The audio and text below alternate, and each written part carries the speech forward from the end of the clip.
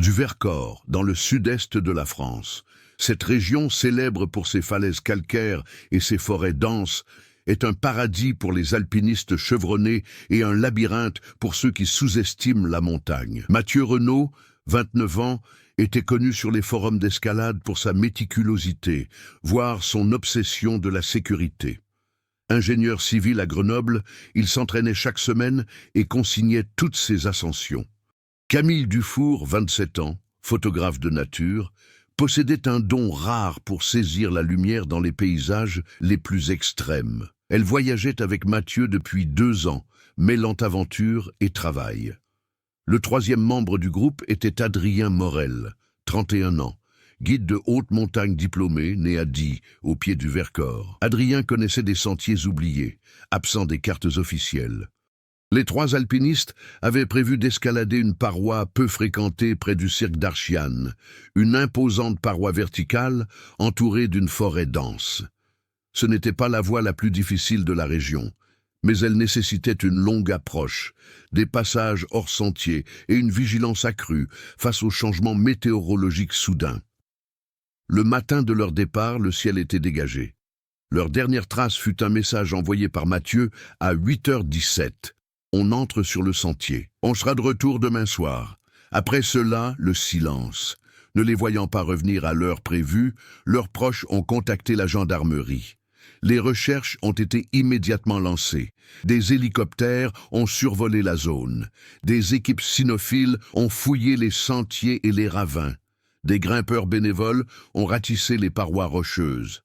Pendant des jours, on n'a rien trouvé d'autre que des traces de cordes et des empreintes laissées par d'autres grimpeurs. L'hypothèse initiale était une chute lors de l'ascension. Cependant, aucune corde cassée, aucun équipement abandonné et aucun corps n'ont été retrouvés au pied de la falaise. La seconde possibilité envisagée était une désorientation dans les bois lors de l'approche. Mais Adrien connaissait cette région mieux que quiconque dans l'équipe de secours. Après 3 semaines intenses, les recherches furent réduites. L'affaire fut alors traitée comme une disparition en milieu naturel isolé. Au fil des mois, l'intérêt des médias s'estompa. Un hiver rigoureux recouvrit le massif du Vercors d'une épaisse couche de neige. La montagne demeura silencieuse. Les familles n'ont jamais accepté l'absence de réponse. 5 ans plus tard, en septembre 2012, l'affaire semblait close, du moins dans les rapports officiels, jusqu'à ce qu'un détail inattendu vienne tout bouleverser. Ce matin-là, un petit avion de surveillance environnementale survolait le Vercors. Sa mission était de routine, recenser les aires protégées et cartographier les zones potentiellement touchées par la déforestation illégale. Le pilote, Laurent Bessières, empruntait cette route plusieurs fois par an. Il connaissait la forme des cimes, les clairières naturelles, les cicatrices laissées par les tempêtes. C'est alors que quelque chose a attiré mon attention. Au milieu du vert inégal de la forêt, loin des sentiers balisés, se détachait une forme qui détonnait avec le paysage naturel. Ce n'était pas une clairière ordinaire, elle semblait organisée. De petits points géométriques alignés, presque invisibles à l'œil nu, mais perceptibles d'en haut sous la lumière rasante du matin. Laurent a abaissé son altitude pour mieux observer. L'atterrissage était interdit, mais il a survolé la zone à 2 reprises. Il a aperçu des reflets métalliques entre les arbres, des structures, des bâches, des débris de matériel. Il a noté les coordonnées. Quelques heures plus tard, en examinant les images prises par la caméra fixée à l'aile, la configuration devint plus claire. Il y avait là quelque chose qui n'apparaissait pas sur les cartes précédentes. Laurent n'a pas immédiatement pensé aux alpinistes disparus. Mais en comparant les données de vol des années précédentes, il s'est rendu compte que cette formation n'existait pas avant 2008. Le jour même, il contacta les autorités locales pour signaler l'anomalie. Dans un premier temps, la réaction fut prudente. La forêt du Vercors est vaste. Les ombres et les formations naturelles peuvent tromper même un œil averti. Malgré tout, une petite équipe a été envoyée pour enquêter. L'endroit indiqué se trouvait dans une zone extrêmement difficile d'accès par voie terrestre. Aucun sentier n'était balisé. Le terrain était accidenté, avec des apics abrupts dissimulés sous une végétation dense. Au cours de leur approche, l'un des agents remarqua quelque chose d'inhabituel, d'anciennes marques de coupe sur des branches, comme si quelqu'un avait dégagé un chemin des années auparavant. Plus ils avançaient, plus il devenait évident qu'il ne s'agissait pas d'une formation naturelle. On y a trouvé des traces d'intervention humaine. Et puis, à quelques mètres seulement de l'emplacement exact des coordonnées, ils ont trouvé le premier indice concret, un mousqueton partiellement enfoui, sous des feuilles et de la terre, rouillé, mais encore reconnaissable comme un équipement d'escalade. Le modèle était compatible avec ceux utilisés en 2007. Le silence qui s'abattit sur l'équipe à ce moment-là n'était pas seulement professionnel, c'était le sentiment d'être confronté à quelque chose qui n'aurait jamais dû rester caché aussi longtemps. Si cet objet appartenait réellement aux 3 personnes disparues, une question inévitable se posait. Comment 5 années ont-elles pu s'écouler sans que personne ne découvre cet endroit, qui était pourtant relativement proche du tracé prévu? Et, plus inquiétant encore, qu'est-ce qui se cachait là, au milieu des bois?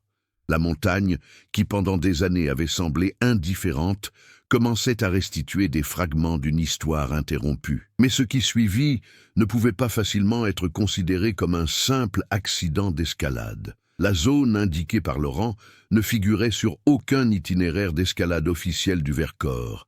Même les cartes topographiques les plus détaillées ne mentionnaient ni clairière ni abri à ces coordonnées précises.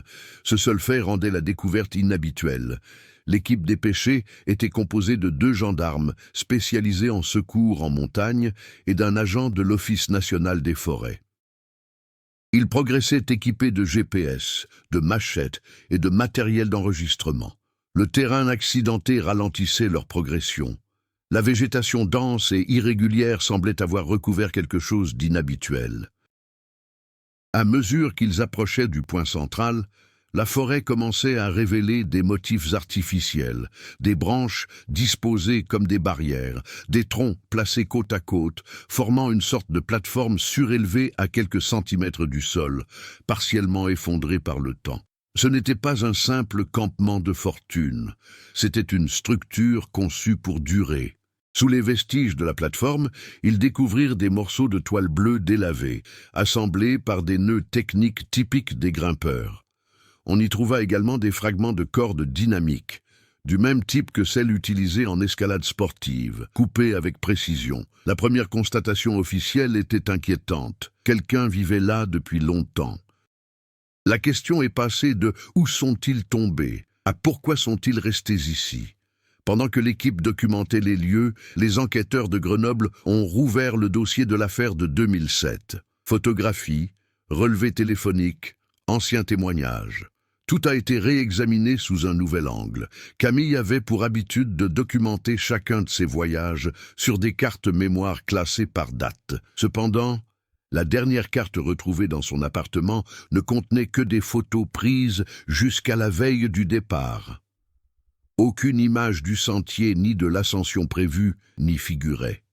Mathieu tenait un blog technique où il détaillait ses itinéraires et les risques encourus. Dans son dernier article, 3 jours avant sa disparition, il évoquait l'exploration d'un itinéraire alternatif moins fréquenté, à l'écart des sentiers battus.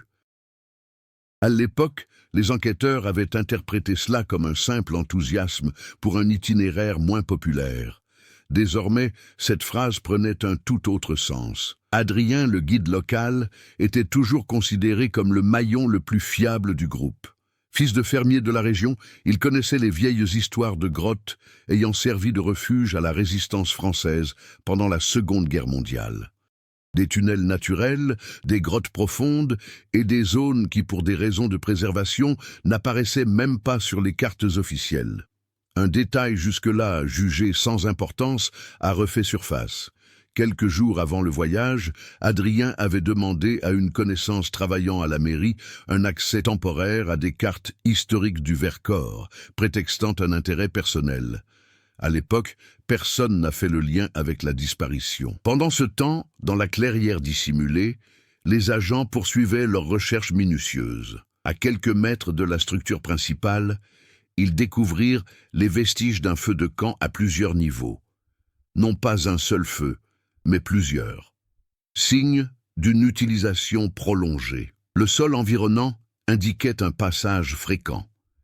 Des creux, compatibles avec le stockage d'objets lourds, ont été constatés. Un morceau de métal a été mis au jour. Une partie du châssis d'un réchaud portatif. Personne. Aucun signe direct de violence, mais rien n'indique clairement une tentative de retour. Les enquêteurs ont commencé à reconstituer un scénario possible. Le trio aurait pu s'écarter volontairement de l'itinéraire principal. Ils auraient peut-être trouvé un abri naturel, une grotte ou une formation rocheuse, et décidé d'y rester temporairement pour une raison quelconque. Mais pourquoi ne pas signaler un sauvetage? Pourquoi ne pas revenir? L'analyse météorologique d'août 2007 a révélé l'arrivée d'un front froid inattendu qui a frappé le Vercors la deuxième nuit de l'expédition. Forte pluie et chute brutale des températures. Dans ce genre de situation, les alpinistes peuvent chercher un abri en attendant une amélioration des conditions météorologiques. Cependant, les relevés ont montré que la météo s'est stabilisée après 3 jours. 3 jours, c'est gérable pour les alpinistes expérimentés. 5 ans? Non. Au cours de l'enquête approfondie, une découverte a semé la zizanie. Dans un compartiment improvisé sous la structure effondrée, se trouvait un récipient en plastique scellé. À l'intérieur, partiellement protégé de l'humidité, se trouvaient des feuilles de papier pliées. Remarque. L'encre était bavée par endroits, mais certaines phrases restaient lisibles. Ce n'étaient pas des appels à l'aide. Il s'agissait de relevés quotidiens. Les premières déclarations confirmaient des dates datant d'août 2007. Elles décrivaient le changement soudain de programme après la rencontre d'un imprévu lors de l'approche de l'itinéraire. Ils n'ont pas précisé quoi. Les entrées suivantes évoquaient attendre le bon moment et observer les mouvements. Ces mouvements sont à l'origine de qui? Le ton n'était pas celui d'un désespoir immédiat, mais plutôt celui de la prudence. Comme s'ils essayaient d'éviter d'être vus, cette possibilité a radicalement modifié la façon dont l'affaire a été présentée. L'hypothèse de l'accident commençait à perdre de son attrait. Une théorie plus complexe a émergé, le fait de rester intentionnellement dans une zone isolée. Mais isolée de qui? Le Vercors n'est pas qu'une destination touristique. Certaines zones abritent des propriétés privées, d'anciennes installations militaires désaffectées et des zones environnementales protégées. Bien qu'aucune activité officielle n'ait été recensée aux coordonnées de la Clairière, l'histoire de la région comporte des épisodes mal documentés. La résistance française utilisait des grottes profondes comme base logistique. Des décennies plus tard, certaines de ces grottes furent condamnées ou tout simplement oubliées. Si le trio a découvert l'une de ces structures naturelles, et quelque chose de plus encore, peut-être ont-ils décidé d'enquêter. Peut-être ont-ils vu quelque chose à quoi ils ne s'attendaient pas.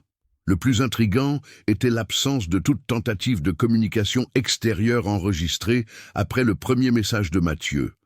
L'analyse ultérieure des antennes de la région a montré que le signal de téléphonie mobile y est intermittent. Cependant, à des points plus élevés, il serait possible de capter un signal réseau, à moins qu'ils ne le veuillent pas, ou peut-être qu'ils ne le pouvaient pas. Au fil de l'enquête, la presse locale a commencé à annoncer la découverte de nouveaux éléments de preuve liés à l'affaire de 2007. Les familles ont été officiellement informées. Ce regain d'espoir a également ravivé les craintes. 5 ans plus tard, la forêt a enfin parlé. Mais ce qu'elle laissait entendre n'était pas une simple tragédie accidentelle, c'était un choix. Et les choix laissent des traces. La découverte des notes a fait passer l'affaire de disparition présumée accidentelle à une enquête active. Le parquet de Grenoble a autorisé la constitution d'une équipe mixte, gendarmes, experts scientifiques et un historien spécialiste du Vercors pendant la Seconde Guerre mondiale. Les pages récupérées ont été envoyées au laboratoire. Après séchage contrôlé et analyse à la lumière ultraviolette, de nouveaux mots sont devenus lisibles. Une phrase a retenu mon attention. Ce n'est pas un sentier animalier, ce n'est pas un ancien abri, il est utilisé. La date en haut indiquait le 18 août 2007, soit 2 jours après leur arrivée dans la région. Une autre entrée mentionnait des lumières après minuit. Ce n'est pas naturel. Il n'y avait aucune description précise de ce qu'ils avaient vu, aucun nom, aucune explication directe, juste de brèves observations techniques, presque comme des notes de terrain. Les enquêteurs ont décidé d'étendre le périmètre de recherche.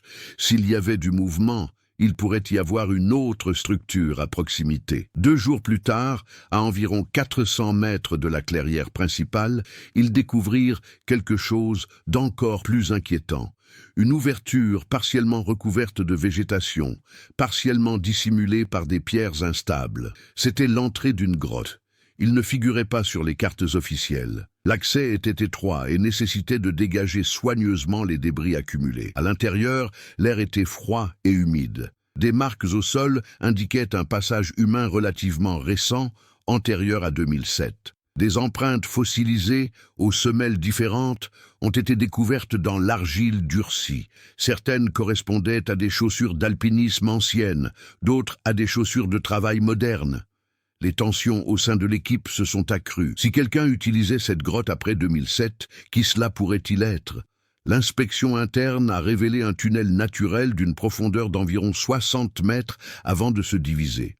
Sur l'une des parois, des marques de perforation suggéraient une intervention humaine, ni récente, ni vieille de plusieurs siècles. L'historien consulté a identifié une possibilité concrète. Durant l'occupation allemande, le Vercors aurait constitué un bastion stratégique de la résistance. Certaines grottes auraient été agrandies manuellement pour y entreposer des armes et des radios, mais cela semblait plus organisé qu'une simple cachette. Au pied d'une des branches, ils découvrirent une zone artificiellement nivelée. Des restes de caisses en bois pourri jonchaient le sol. Des fragments de métal indiquaient qu'un objet lourd y avait été entreposé. Aucune inscription officielle, aucun symbole militaire visible. L'équipe a prélevé des échantillons et les a renvoyés pour analyse. Parallèlement, le déchiffrement des notes se poursuivait. Un passage daté du 21 août indiquait « Nous ne sommes pas seuls. Nous avons décidé d'attendre. Adrien pense qu'il vaut mieux observer avant de redescendre. » Cette phrase introduisait un élément crucial. Ils étaient descendus dans la grotte plus d'une fois. Autrement dit, cette découverte n'était ni accidentelle ni isolée. Il s'agissait d'un retour délibéré. Les chercheurs ont commencé à retracer une chronologie possible. 16 août, arrivé au point de départ du sentier. 17-18 août, découverte de la grotte. Les jours suivants, observation des mouvements. Séjour prolongé dans la clairière pour surveiller la zone. Mais qui sommes-nous censés regarder? L'analyse des empreintes modernes a révélé quelque chose d'encore plus inquiétant. Le motif de la semelle correspondait à celui des bottes industrielles utilisées par les compagnies minières. Cependant, aucune concession minière active n'a été recensée dans cette zone précise du Vercors. Un recoupement des données avec les archives régionales a révélé qu'entre 2005 et 2008, des études géologiques préliminaires avaient été menées afin d'évaluer les réserves souterraines de certains minéraux rares dans la région. Le projet a été officiellement abandonné, faute de rentabilité. Les rapports étaient toutefois incomplets. L'hypothèse qui commençait à se dessiner était délicate. Les 3 alpinistes auraient découvert une activité non déclarée à l'intérieur de la grotte. Si cela s'avérait exact, cela expliquerait leur observation continue du site. Cela expliquerait le ton prudent de leurs notes. Cela expliquerait pourquoi ils n'ont pas tenté de les contacter immédiatement. Peut-être étaient-ils en train de recueillir des preuves. Mais cela ouvrirait aussi une autre possibilité. Ils ont été aperçus. Lors d'une nouvelle inspection de la clairière, les experts ont découvert quelque chose qui était passé inaperçu jusque-là. Des fragments microscopiques de plastique noir enfouis près du feu de camp. Après analyse, ils ont identifié ces fragments comme provenant d'une lentille cassée, probablement celle d'un appareil photo. Camille était photographe. Si elle a enregistré quelque chose là-bas, où étaient les cartes mémoire? L'absence d'équipement complet dans la clairière indiquait que certains objets avaient été emportés. Aucun sac à dos intact n'a été retrouvé, seulement des fragments épars. Il ne s'agissait pas d'un abandon volontaire, c'était une intervention. L'accusation a commencé à travailler sur la théorie selon laquelle des preuves auraient pu être dissimulées. Entre-temps, les médias locaux ont ravivé l'intérêt du public.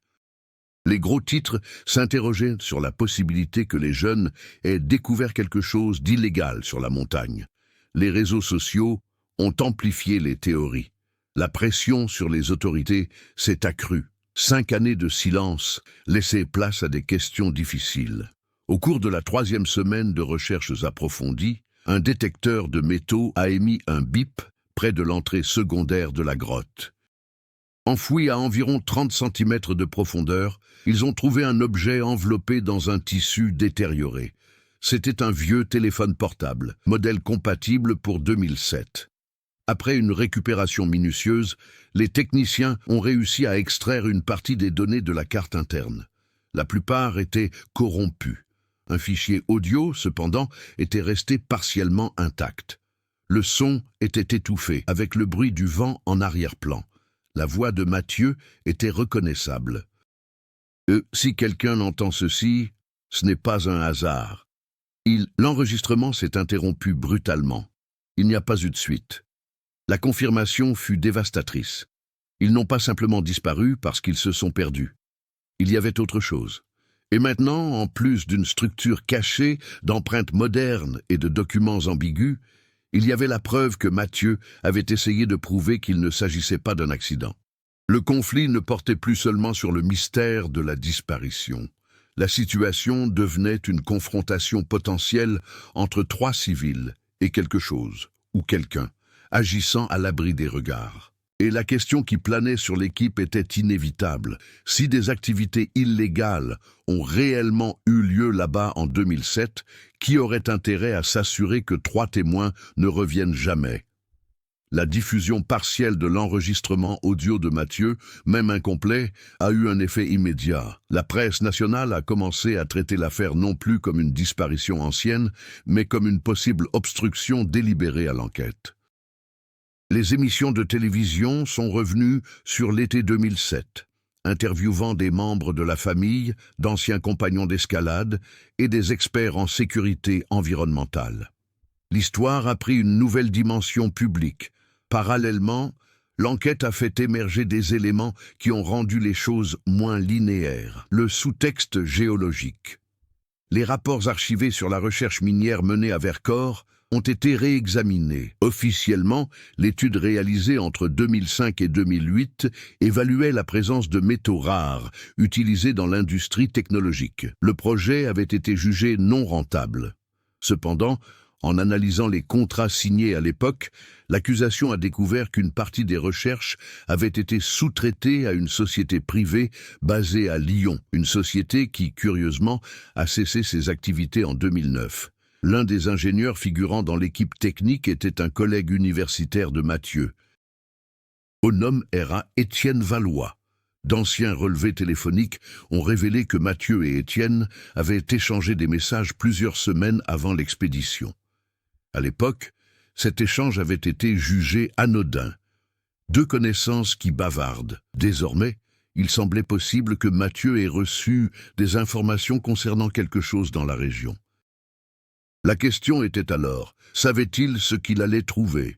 S'il le savait, pourquoi avoir emmené Camille et Adrien? L'intrigue secondaire historique, l'historien consulté, a identifié un élément encore plus intrigant à l'intérieur de la grotte. Des traces d'équipements métalliques ne datant pas de la Seconde Guerre mondiale. La configuration des soudures suggère une intervention ultérieure, probablement entre les années 1970 et 1990. Durant la guerre froide, la France a maintenu des réseaux clandestins discrets pour ses communications stratégiques. Certains n'ont jamais été officiellement révélés. Rien ne permettait de confirmer que la grotte avait servi à cet usage. Mais cette possibilité ne pouvait être exclue. Si la zone a un historique d'utilisation des terres sensibles, il pourrait y avoir des documents classifiés ou une absence délibérée de ceux-ci. Cette piste d'enquête engendrait des tensions internes. Au sein du parquet, certains n'étaient pas à l'aise avec l'idée d'explorer d'éventuels liens avec les anciennes infrastructures de l'État. Un subtrauma familier. Pendant que les autorités poursuivaient leurs efforts, les familles vivaient un véritable tourbillon émotionnel. La mère de Camille a révélé un détail jusque-là tenu secret. Quelques jours avant le voyage, sa fille avait déclaré avec enthousiasme que cette ascension pourrait lui permettre de prendre les photos les plus importantes de sa carrière. Ce n'était pas simplement un paysage sonore. Adrien, quant à lui, avait laissé un dossier scellé chez ses parents avec des instructions pour qu'il soit ouvert en cas de problème. Ce dossier n'a jamais été ouvert officiellement après sa disparition, faute de mandat judiciaire. Avec l'accord de la famille, le contenu a finalement été examiné. À l'intérieur, on trouvait de vieilles cartes du Vercors, avec des sections annotées à la main, notamment l'emplacement exact de la grotte découverte en 2012. Adrien connaissait l'existence de cet endroit avant l'expédition. Cela a complètement modifié le récit initial de la découverte accidentelle. Pression du temps. À mesure que les révélations se faisaient jour, un autre facteur a commencé à peser sur l'enquête. Le délai de prescription des crimes potentiels. Si des actes criminels ont eu lieu en 2007, le temps jouait contre eux pour qu'ils répondent de leurs actes. Le parquet devait déterminer rapidement s'il existait des preuves suffisantes pour ouvrir une procédure formelle contre des personnes ou des entreprises spécifiques. Parallèlement, l'entreprise lyonnaise liée à l'étude minière a été rattachée à un groupe d'investisseurs plus important. L'un des principaux financeurs était toujours actif dans le secteur industriel français. Lorsque les journalistes ont commencé à poser des questions publiques, des avocats ont été appelés à la rescousse. Le récit a commencé à diviser les opinions. D'un côté, des membres de la famille et une partie du public affirmaient que les 3 alpinistes avaient découvert quelque chose d'illégal et l'avaient payé. De l'autre, des experts mettaient en garde contre les conclusions hâtives, fondées sur des preuves fragmentaires. L'élément humain. Des désaccords sont apparus au sein de l'équipe d'enquête. Certains policiers pensaient que les jeunes, ayant remarqué une activité suspecte, avaient décidé d'enquêter par eux-mêmes, une action qui aurait pu déclencher une confrontation imprévue. D'autres ont défendu une autre hypothèse. Ils se seraient peut-être engagés volontairement dans une exploration non autorisée, attirés par la promesse d'un enregistrement exclusif ou d'une participation à un projet secret. Le contenu des notes renforçait l'ambiguïté. Sur l'une des pages partiellement restaurées, on pouvait lire « On ne peut plus revenir en arrière. Il faut d'abord comprendre ». Cette phrase ne sonnait pas comme une expression de peur immédiate. Elle sonnait comme une décision consciente, la découverte qui a tout amplifié. Lors d'une nouvelle exploration plus approfondie de la grotte, utilisant une technologie de numérisation tridimensionnelle, un compartiment caché a été identifié derrière une paroi partiellement naturelle. Ce n'était pas grand, mais c'était entouré de plaques de métal et de béton. Une analyse préliminaire a indiqué que l'interdiction n'était pas antérieure à 2007. Autrement dit, quelqu'un a bouclé la zone après la disparition des 3 personnes. L'ouverture du compartiment nécessitait une autorisation judiciaire spécifique. Lorsqu'ils ont finalement retiré une partie du scellé, ils n'ont trouvé que du vide. Mais les marques au sol indiquaient qu'un objet volumineux avait été retiré de cet endroit. Tout ce qui était stocké à ce moment-là a été retiré, probablement de manière planifiée et avec des ressources adéquates. Si les grimpeurs ont été témoins de cette activité, leur présence dans la clairière pourrait avoir été une tentative de documenter le processus, et cela les exposerait à un réel danger. Le conflit s'étend.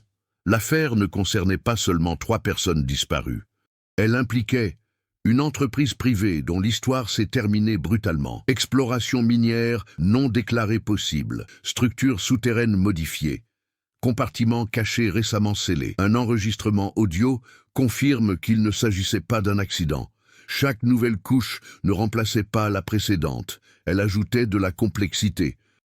Et plus les éléments qui apparaissaient se multipliaient, plus il devenait évident que 2007 n'était peut-être pas seulement l'année d'une disparition. Il s'agissait peut-être du moment où 3 personnes ont franchi une ligne invisible sur la montagne. La forêt cachait quelque chose, mais peut-être que la nature n'était pas la seule à être restée silencieuse pendant 5 ans. L'ouverture du compartiment scellé a été supervisée par des experts indépendants, des représentants du parquet et un juge d'instruction.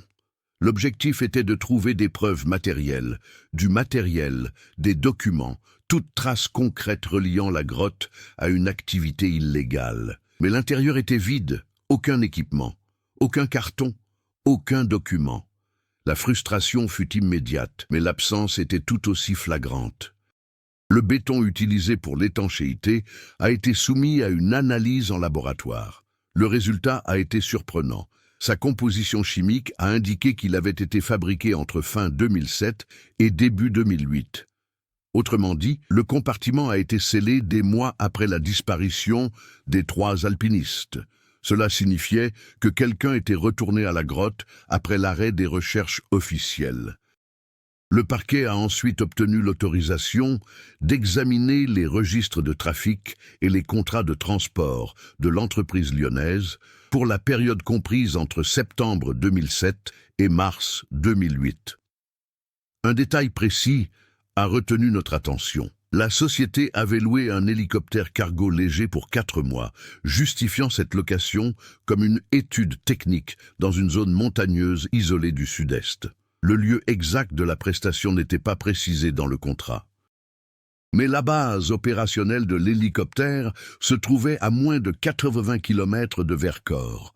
Le pilote aux commandes était toujours en vie. Convoqué pour être interrogé, il a d'abord prétendu ne pas se souvenir des détails.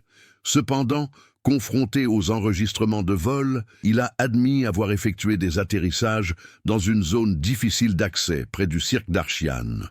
Selon lui, il transportait du matériel lourd et, à au moins 2 reprises, des articles préemballés. Les dates de ces vols coïncidaient avec la période qui a immédiatement suivi la fin officielle des recherches des alpinistes. C'est à ce moment-là que l'enquête a cessé d'être une simple spéculation technique et a commencé à ressembler à une possible tentative de dissimulation. Mais le véritable tournant restait à venir. Lors d'une analyse approfondie du téléphone portable récupéré, les techniciens ont pu extraire des métadonnées cachées d'un fichier image partiellement corrompu. La photographie était presque méconnaissable. Cependant, grâce à la reconstruction numérique, il a été possible d'identifier des formes, une structure métallique à l'intérieur de la grotte, semblable à un conteneur renforcé. Dans le coin inférieur de l'image, agrandi numériquement, quelque chose d'encore plus frappant est apparu. Une personne.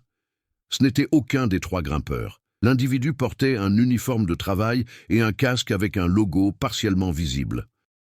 Ce symbole correspondait à celui d'une filiale de la société lyonnaise. Date du fichier 22 août 2007. Cela signifiait que les alpinistes n'avaient pas seulement trouvé la structure, mais qu'ils avaient également constaté la présence d'ouvriers actifs sur le site. La version officielle, selon laquelle l'étude était archivée, devenait intenable. Le parquet a requis un mandat de perquisition pour les archives restantes de l'entreprise. Les avocats ont tenté de s'y opposer, invoquant la faillite de l'entreprise et l'absence de lien avec l'affaire. L'ordonnance a néanmoins été accordée. Des rapports internes non répertoriés dans les bases de données publiques ont été découverts dans les archives de l'entreprise. L'un d'eux décrivait l'extraction expérimentale de documents stratégiques nécessitant le secret opérationnel. Le terme « matériel stratégique » n'a pas été précisé, mais le rapport mentionnait explicitement le risque d'exposition à des tiers dans la région. Tiers. Date du rapport. 25 août 2007, 9 jours après la disparition. C'est alors que des informations ont émergé qui ont complètement redéfini l'affaire. Un ancien employé de l'entreprise, ayant pris connaissance de la couverture médiatique, a contacté le parquet sous couvert d'anonymat. Il a déclaré qu'en août 2007, un incident impliquant des civils s'était produit dans la zone d'opération. Selon lui, 3 personnes ont été interceptées près de la grotte après avoir été aperçues en train d'observer des mouvements nocturnes. Le témoin a déclaré n'avoir été témoin d'aucune violence, mais a confirmé que les civils avaient été emmenés en négociation. Négocier quoi? Le rapport indiquait que l'entreprise craignait des accusations publiques susceptibles de compromettre le projet. La décision interne a été de régler la situation discrètement. L'employé a déclaré avoir quitté l'entreprise quelques mois plus tard car il n'était pas d'accord avec la manière dont l'incident avait été géré. Ces informations ont profondément perturbé l'enquête. Jusqu'à ce moment-là, il y avait des indices d'une tentative de dissimulation. Il y avait désormais une allégation directe de contact entre les alpinistes et la société. S'ils ont été interceptés, pourquoi ne sont-ils jamais revenus? Le parquet a convoqué les autres dirigeants pour un interrogatoire formel. La défense a alors changé de ligne de défense. Les alpinistes avaient accepté un accord de confidentialité en échange d'une compensation financière et pour des raisons personnelles inconnues, avaient choisi de disparaître volontairement. Cette version contredit l'enregistrement audio de Mathieu disant « Ce n'est pas un accident ». Cela contrastait avec les notes prudentes. Cela entrait en conflit avec l'hébergement de fortune installé dans la forêt. Et cela contrastait surtout avec 5 années de silence absolu. Le tournant décisif s'est produit lorsque des experts ont analysé le sol près de la clairière principale à l'aide d'une technologie de balayage du sous-sol. Ils ont détecté des anomalies à une profondeur d'environ 2 mètres. Les travaux d'excavation ont été autorisés immédiatement. Et ce qui a émergé de la terre n'était pas du matériel. Il s'agissait de restes humains, 3 ensembles distincts. L'impact fut dévastateur. Les examens préliminaires n'ont révélé aucune fracture compatible avec une chute d'une grande hauteur. Mais on observait des signes de contention au niveau des os du poignet. L'hypothèse de la disparition volontaire a été totalement rejetée. L'enquête est désormais officiellement traitée comme un homicide aggravé, avec possibilité de dissimulation par une entreprise. La montagne ne rendait plus seulement des indices, elle rendait la vérité. Et la vérité a tout changé. La confirmation officielle est intervenue 3 semaines après les fouilles. Les tests ADN, effectués par l'Institut médico-légal de Lyon, ont confirmé ce que les familles craignaient, et en même temps avaient besoin de savoir. Les restes appartenaient à Mathieu Renaud, Camille Dufour et Adrien Morel. La cause du décès n'a pas été immédiatement communiquée, mais le rapport préliminaire indique l'absence de traumatisme compatible avec un accident d'escalade. Des signes d'immobilisation ont été constatés avant le décès. Aucun projectile n'a été retrouvé, mais des microfractures de l'os hyoïde suggèrent une possible asphyxie mécanique. Le récit des catastrophes naturelles était définitivement terminé. Le parquet a ouvert une enquête pour enlèvement, homicide et dissimulation de cadavres contre les responsables qui n'ont pas encore été identifiés. L'entreprise lyonnaise est devenue la cible principale de l'enquête. Impact public. Les répercussions se sont fait sentir à l'échelle nationale. Les chaînes de télévision ont diffusé des analyses en direct. Des experts ont débattu de la responsabilité des entreprises dans les zones environnementales sensibles. Les réseaux sociaux se sont enflammés avec le hashtag #JeVercors 2007. 5 années de silence ont fait place à l'indignation collective. Les familles, qui avaient vécu pendant des années dans l'ambiguïté de l'absence, étaient désormais confrontées à une autre forme de douleur, la certitude. La mère de Camille a déclaré devant la caméra « Ils n'ont pas disparu.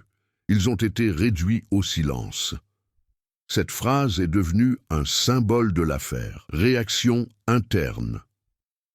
Au sein du parquet, la pression s'intensifiait. L'enquête devait être précise et irréfutable. Les accusations portées contre les dirigeants exigeaient des preuves concrètes de leur implication directe ou de leur pouvoir de commandement. L'ancien employé qui avait témoigné a accepté que sa déclaration soit formalisée sous protection juridique. Il a précisé que les 3 jeunes gens avaient été temporairement retenus dans une structure improvisée près de la grotte. D'après lui, l'objectif initial était de les convaincre de signer des accords de confidentialité. Cependant, la situation a dégénéré lorsqu'un des alpinistes a déclaré avoir déjà transmis des documents à des tiers. Aucun enregistrement d'un tel envoi n'a été trouvé. Mais la peur qui régnait au sein de l'opération a peut-être suffi à déclencher des décisions extrêmes. La chaîne de commandement. Des courriels d'entreprise récupérés ont révélé des échanges entre chefs de projet mentionnant un grave risque pour la réputation et la nécessité d'une solution définitive. Aucun des messages ne mentionnait explicitement la violence. Mais le langage employé suggérait l'urgence et l'inquiétude quant à l'exposition publique. L'accusation a identifié 3 dirigeants directement liés à l'opération Vercors en 2007. Tous ont nié toute implication dans une quelconque activité illégale. L'un d'eux, confronté au rapport de location de l'hélicoptère et aux dates coïncidant avec la fermeture du compartiment, a affirmé qu'il s'agissait d'une procédure de fermeture technique. Il n'a toutefois pas été en mesure d'expliquer pourquoi la fermeture est intervenue après la disparition des alpinistes. Conséquences juridiques. Le juge d'instruction a statué « Les avoirs des principaux suspects ont été gelés. Perquisition et saisie dans les résidences liées au projet. Analyse financière pour suivre les paiements non déclarés. » L'enquête a révélé d'importants transferts effectués fin 2007 vers une société de sécurité privée basée à Marseille. Cette société fournissait des services de confinement et de protection des actifs. 2 anciens employés de la société de sécurité ont été retrouvés. L'un d'eux a reconnu avoir été embauché pour la surveillance et le contrôle d'accès dans une zone isolée du Vercors. Interrogé sur ses interactions avec les civils, il a refusé de répondre. Réactions émotionnelles. La confirmation de cet homicide a provoqué une profonde rupture dans la perception du public quant à la sécurité dans les espaces naturels. Des alpinistes locaux ont organisé une veillée au cirque d'Archiane. Des cordes ont été symboliquement suspendues au pied de la falaise. Des photos de Camille ont été projetées sur un écran improvisé contre la roche. Le Vercors, qui avait toujours représenté la liberté et la rébellion, portait désormais le souvenir de la trahison et de la dissimulation. Pour les enquêteurs, le défi consistait à transformer l'indignation en preuve solide, le retournement émotionnel. Lors d'une analyse plus poussée des notes trouvées dans la clairière, une dernière page a été entièrement reconstituée. Elle contenait une phrase écrite d'une écriture plus crispée, comme si elle avait été faite sous la tension. « Si quelque chose arrive, ce n'était pas notre choix. Nous ne resterons pas silencieux. » Cette phrase indiquait une résistance. Cela indiquait qu'ils n'acceptaient pas l'accord. Cela indiquait qu'il y avait un conflit moral avant la fin. Cette révélation a transformé le discours public. Ils n'étaient pas des victimes passives des circonstances. Il s'agissait de personnes qui avaient décidé de ne pas céder. Le système sous contrôle. Au fil de l'enquête, des questions se sont posées concernant la surveillance environnementale, les concessions souterraines et le contrôle de l'État dans les zones reculées. Comment une opération d'une telle ampleur a-t-elle pu se dérouler sans trace écrite publique? Y a-t-il eu négligence ou une collaboration silencieuse? Aucune preuve directe n'indiquait une implication du gouvernement. Mais l'absence de contrôle effectif a suscité un débat national.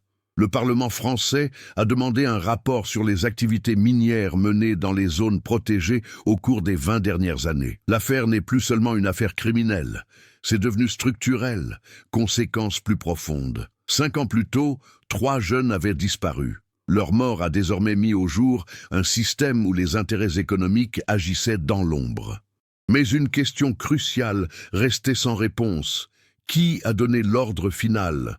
L'enquête a mis en évidence un réseau d'entreprises, mais la décision d'éliminer 3 témoins ne repose pas uniquement sur des rapports financiers. Cela vient de quelqu'un. Identifier cette personne serait la prochaine étape inévitable. L'enquête est entrée dans une phase cruciale lorsque le parquet a obtenu l'autorisation de lever le secret fiscal total des 3 principaux dirigeants liés au projet chez Vercors. Parmi des transactions en apparence régulières, un schéma se démarquait, des paiements fragmentés effectués entre septembre et décembre 2007 destinés à un cabinet de conseil en gestion des risques opérationnels. Le cabinet de conseil a, quant à lui, transféré des fonds à la société de sécurité privée qui a déjà été identifiée. La chaîne de commandement commençait à se refermer. Mais prouver que ces ressources étaient directement liées à la mort des 3 alpinistes nécessitait plus qu'une simple coïncidence temporelle. C'est à ce moment précis qu'une nouvelle pièce fondamentale a émergé. Le second ancien employé de la société de sécurité, qui avait d'abord refusé de parler, a finalement accepté de coopérer après avoir été confronté aux documents financiers. Il a révélé que, dans la nuit du 23 août 2007, il avait été appelé pour une intervention d'urgence dans la zone de la grotte. D'après son témoignage, 3 civils avaient été arrêtés par des employés de la mine après avoir été surpris en train de photographier des équipements internes. Les civils ont été conduits dans une structure de fortune près de la clairière. Selon lui, l'intention initiale était de les intimider et de les relâcher après la signature d'un accord de confidentialité.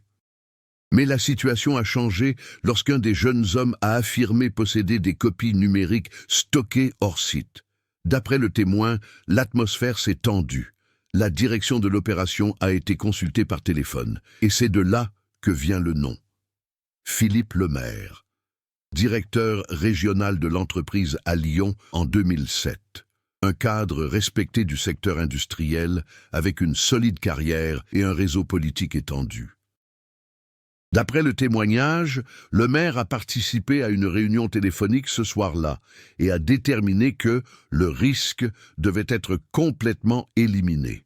La phrase a été répétée sous serment. Cette déclaration a transformé l'enquête. Jusque-là, il n'y avait que des preuves structurelles. Désormais, l'attribution du commandement était directe. Le parquet a convoqué Philippe Lemaire pour un interrogatoire formel. Il est apparu accompagné d'avocats. Il a nié avoir donné des ordres illégaux. Il a affirmé que l'élimination du risque faisait référence à la suspension immédiate du projet et au retrait du matériel. Cependant, confronté aux enregistrements des appels passés cette nuit-là vers des numéros associés à l'équipe sur le terrain, il fut incapable d'expliquer le contenu des conversations. L'enquête a pris de l'ampleur non seulement pour des raisons juridiques, c'était humain. Pour les familles, la possibilité d'une responsabilisation a apporté quelque chose de nouveau, un point d'ancrage. La douleur, autrefois diffuse et interminable, commença à avoir une direction. Mathieu, Camille et Adrien ne sont plus seulement des victimes. Ils sont devenus un symbole de résistance contre les abus de pouvoir. Les groupes environnementaux ont commencé à utiliser cette affaire comme référence dans les débats sur la transparence des concessions souterraines. Les alpinistes ont créé une fondation portant leur nom, dédiée à la protection des espaces naturels et à la promotion du signalement sécurisé des anomalies environnementales. Le discours public a de nouveau changé. Il ne s'agissait plus seulement de criminalité, il s'agissait de courage. L'enquête a également révélé une transformation.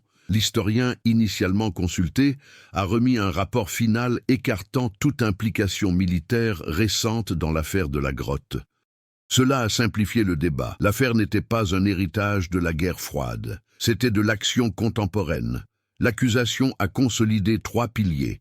Existence d'une exploitation minière qui n'a pas été entièrement déclarée. Interception des grimpeurs après documentation photographique. Opération de dissimulation ultérieure impliquant la dissimulation des corps et le scellement du compartiment. L'exhumation a révélé que les corps étaient enterrés de manière organisée, côte à côte, à une profondeur suffisante pour rendre difficile leur découverte accidentelle. Ce n'était pas un acte impulsif, c'était prévu. La transformation la plus significative s'est produite lorsque le parquet a réussi à récupérer, à partir des anciens serveurs de l'entreprise, des sauvegardes automatiques de courriels supprimés. Parmi eux figurait un message envoyé par Lemaire à 2 responsables le 24 août 2007, avec pour objet « Situation résolue ». Le corps du message était court. Ils garantissent qu'aucune trace ne subsistera. Ce projet n'a jamais existé. Cette phrase devint le principe central de l'accusation. Il n'était pas explicitement question d'homicide, mais dans ce contexte, c'était dévastateur. L'évolution de la recherche a démontré quelque chose de fondamental. Les 3 alpinistes n'ont pas disparu par imprudence. Ils ont mûri moralement face à une situation de forte pression. Ils ont décidé de ne pas céder. Et ce choix, bien qu'il leur ait coûté la vie, a déclenché une révélation qui, 5 ans plus tard, allait ébranler des structures d'entreprise entières. Le parquet a retenu des charges d'homicide aggravées contre Philippe Lemaire et 2 responsables opérationnels. Des ordonnances de détention provisoire ont été émises.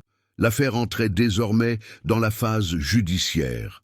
Mais avant le procès, il restait encore une étape cruciale. Rassemblez tous les éléments, réglez les problèmes en suspens et préparez-vous à l'affrontement final devant les tribunaux. L'histoire approchait de son point culminant. Avec les détentions préventives ordonnées, l'affaire Vercors 2007 entrait officiellement dans la phase judiciaire la plus attendue de la décennie. La France suivait chaque étape. L'accusation savait que malgré la charge émotionnelle et les solides preuves circonstancielles, le procès reposerait sur une précision technique absolue. La défense a donc élaboré une stratégie offensive. Discréditer les témoignages, remettre en question la chaîne de possession des preuves et avancer la thèse d'une confrontation accidentelle. Il était nécessaire de combler toutes les lacunes. Consolidation des preuves. Les experts médico-légaux ont approfondi leur analyse des restes. Un détail crucial a émergé. Des particules microscopiques de béton trouvées dans les fragments de vêtements correspondaient à la composition chimique du joint d'étanchéité du compartiment dans la grotte. Cela laisse supposer que les 3 personnes se trouvaient physiquement à l'intérieur de la structure souterraine peu de temps avant leur mort. Le calendrier est devenu plus clair. Découverte de l'opération, documents photographiques, interception, en voiture vers une structure improvisée, contact avec la direction, élimination et dissimulation subséquente.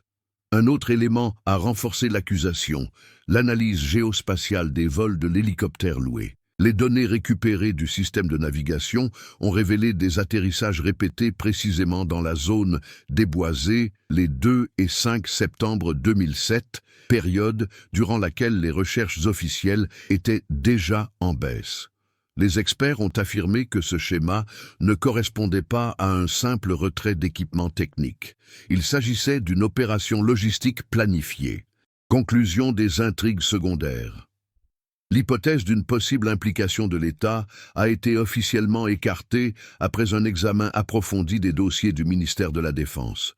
Aucune activité militaire n'a été recensée dans la zone durant cette période. L'hypothèse d'une exploitation minière illégale a été confirmée comme étant une initiative purement commerciale, motivée par l'espoir d'exploiter un minerai stratégique utilisé dans les alliages industriels à haute résistance. L'historien a présenté un rapport final confirmant que la grotte n'avait eu aucune utilisation officielle récente avant l'intervention de l'entreprise. Les doutes structurels ont été levés. Il ne restait plus que le procès. La stratégie de défense. Les avocats de Philippe Lemaire ont avancé un argument central. Il n'existait aucune preuve directe qu'il ait ordonné un meurtre. L'expression « éliminer le risque » pouvait simplement signifier mettre fin à l'opération et retirer le matériel. Ils ont également tenté de discréditer l'ancien employé de la société de sécurité, affirmant qu'il cherchait à obtenir un règlement à l'amiable pour réduire sa propre responsabilité. Mais l'accusation a préparé une contre-attaque stratégique. Une analyse phonétique a examiné les enregistrements d'appels partiellement récupérés dans les archives de l'opérateur téléphonique. Bien que le contenu soit inaudible, le moment des appels correspondait exactement à l'intervalle entre l'interception des alpinistes et leur décès présumé. De plus, les données de géolocalisation situaient Lemaire dans une zone proche du Vercors cette semaine-là, malgré ses affirmations selon lesquelles il se trouvait à Lyon. Cette incohérence a nui à sa crédibilité. Pression publique. À l'approche de la date du procès, des manifestations ont eu lieu à Grenoble et à Paris. Des grimpeurs, des étudiants et des militants écologistes brandissaient des photos des 3 jeunes hommes. L'affaire est devenue un symbole national de la confrontation entre les citoyens ordinaires et les intérêts occultes des entreprises. La fondation, créée au nom de Mathieu, Camille et Adrien, a lancé une campagne pour une législation plus stricte concernant les activités souterraines dans les espaces naturels. L'histoire était déjà devenue virale. Mais le procès déciderait si cet événement serait également historique. L'élément final. Quelques jours avant la première audience, un dernier élément de preuve a fait surface. Une sauvegarde supplémentaire provenant d'un ancien serveur a révélé une ébauche de rapport interne qui n'a jamais été officiellement soumise. Dans le document, un responsable a décrit l'incident avec des témoins civils et a mentionné que la décision du supérieur était claire quant à l'impossibilité de la libération. L'expression « décision supérieure » a renforcé la hiérarchie. Le procureur a joint le document au dossier. La structure était désormais achevée. Motivation économique, découvert par des tiers, communication directe avec la direction, un langage interne indiquant une décision finale. Dissimulation systématique ultérieure. Les préparatifs étaient terminés. Le procès ne se limiterait pas à une simple confrontation juridique. Ce serait un conflit moral. Et au cœur de ce débat se trouverait la question qui résonne depuis 2007. Lorsque 3 citoyens ordinaires refusent de se taire face à un acte illégal, jusqu'où l'autorité est-elle prête à aller pour les faire taire? Le tribunal apporterait la réponse. Le procès s'est ouvert à Grenoble sous haute sécurité. La salle d'audience était comble. Les journalistes occupaient tous les espaces disponibles.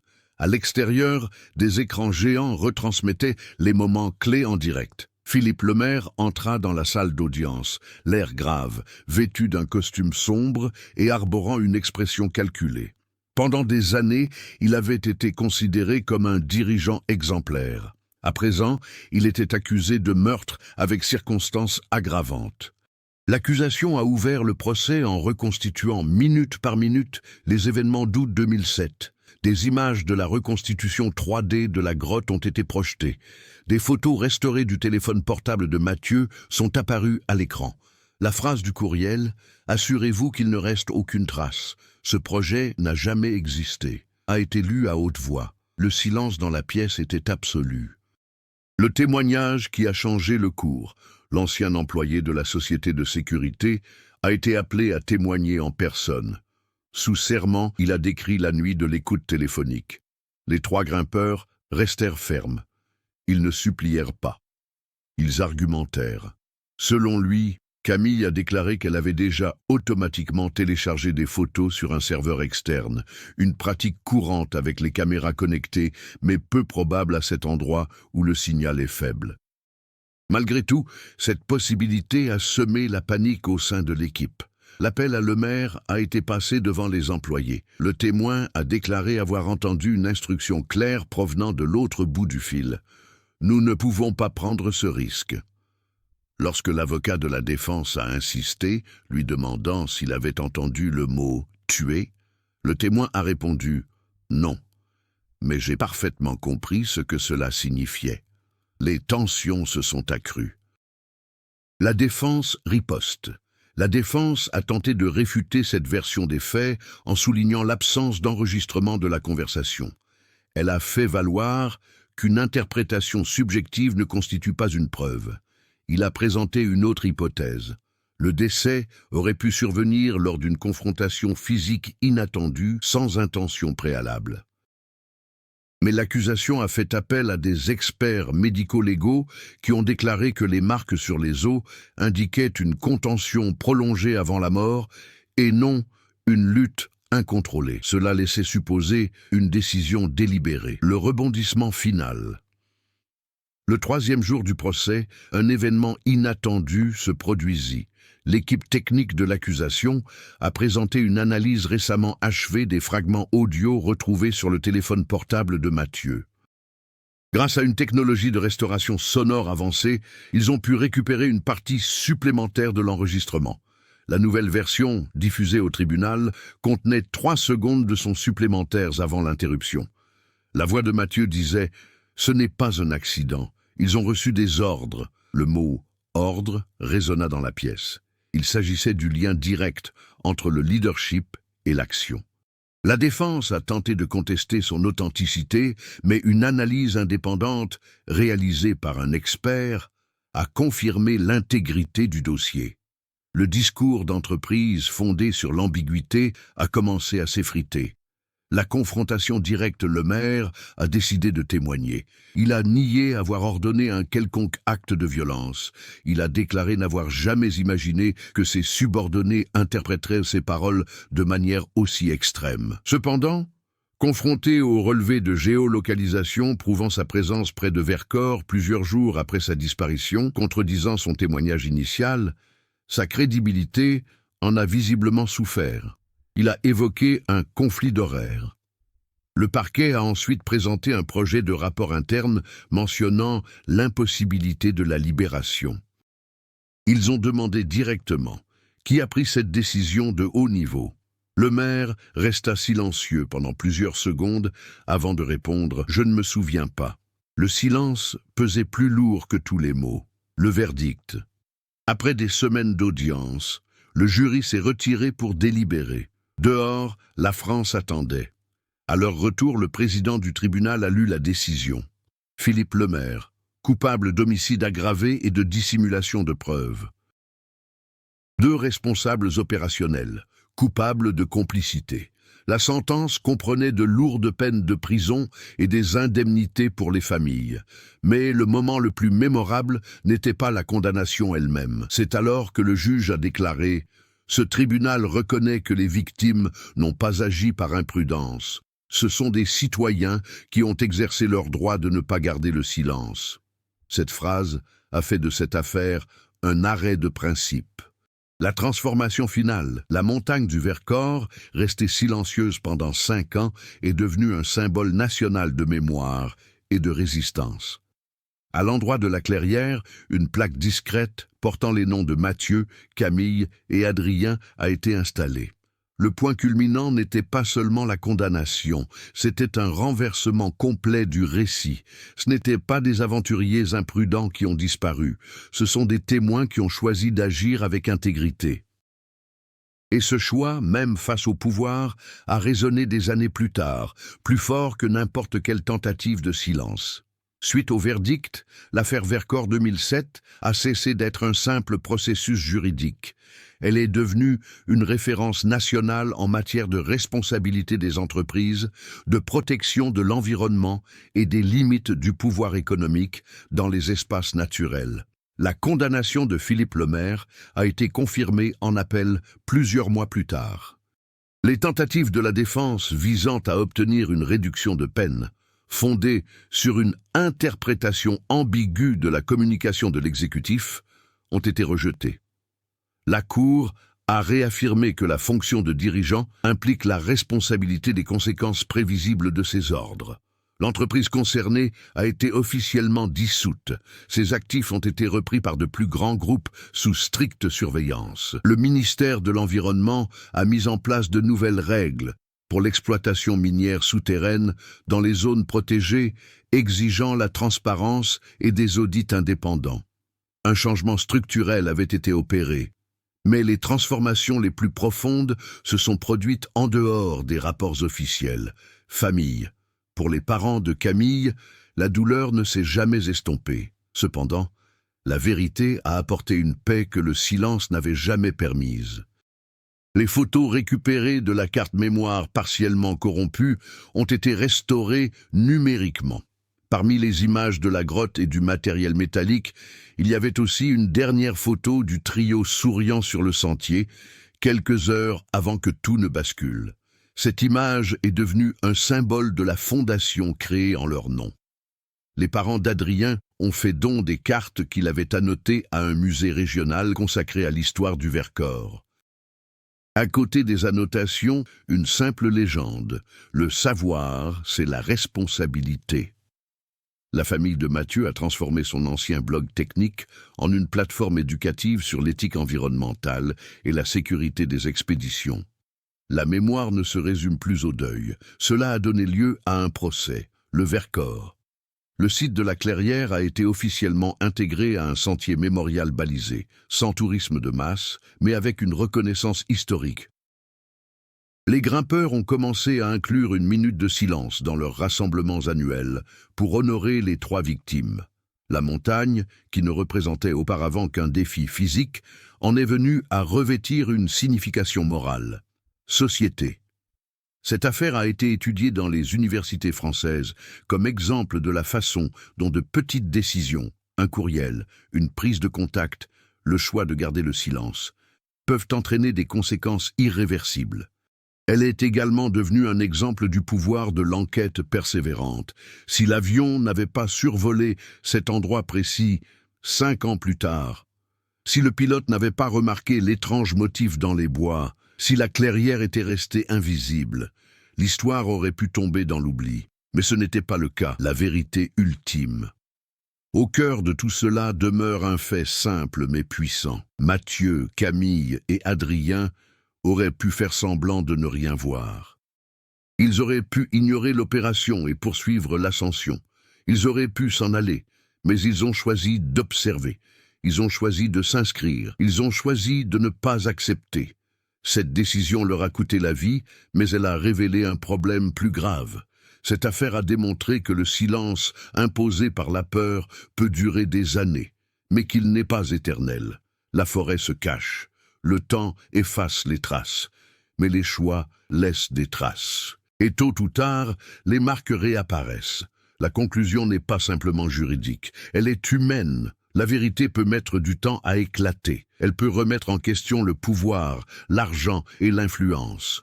Mais lorsqu'elle est étayée par des preuves, de la persévérance et du courage, elle finit par émerger. Dans le Vercors, 5 ans plus tard, la montagne a rendu ce qui avait été enfoui. Et c'est ainsi qu'il a transformé 3 disparitions en un héritage qui a transcendé la tragédie elle-même.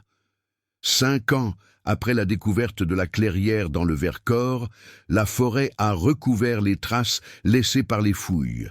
De loin, rien ne trahit ce qui s'est passé. Mais pour ceux qui connaissent l'histoire, chaque trace a une signification. Les noms de Mathieu, Camille et Adrien restent gravés non seulement sur une simple plaque de métal, mais aussi dans la mémoire collective de la France.